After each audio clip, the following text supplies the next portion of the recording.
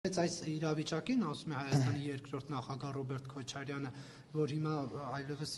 այդ քայլերը անելուց հետո մի հատ էլ Ռուսաստանին ասում ենք սա ինչի չեք անում մեր համար, այն մեկը ինչի չեք անում, Քոչարյանը կարծում է, որ եթե մենք այդ ուղղությամբ համագործակցենք նրանց հետ, նաև իրենցից կկարողանանք ինչ-որ ակնկալիքներ ունենալ։ Դուք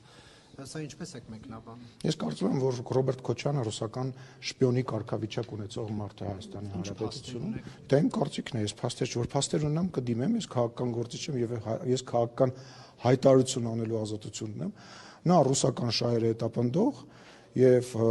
միայն այդ ուղղությամբ ծառայություն մատուցող քաղաքական գործիչ է։ Քաղաքական հայտարարության անվան տակ կարելի է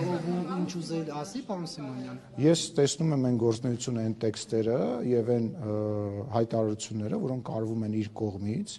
եւ դա իմ քաղաքական գնահատականն է, որ երբ որ դու հայտարարություն ես անում, որը կատարյալ ձևով համընկնում է ռուսական հայտարարությունների հետ, երբ որ քո խմբակցության ղեկավար, քո խմբակցության անդամները ելույթներ ունենում, որոնք որ համընկնում են, եւ ես կարող եմ նման հետևություններ անել եւ տեսեք, օրինակ, ինչի ես ներողություն եմ խնդրում, դա ձեր սուբյեկտիվ կարծիքն է։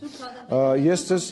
շնորհակալ եմ։ Կարելի է ես իմ կարծիքը արտահայտեմ, հետո Կարինե ջան կգաք, ձեզ կհարցնեմ, կասեմ Նիկոլ Փաշինյանի կարծիքում, բայց վերջացնեմ, էլի, հա, պատասխանը,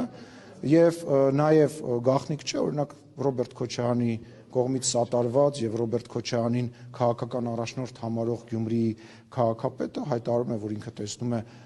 Հայաստանը, Ռուսաստան, Բելարուս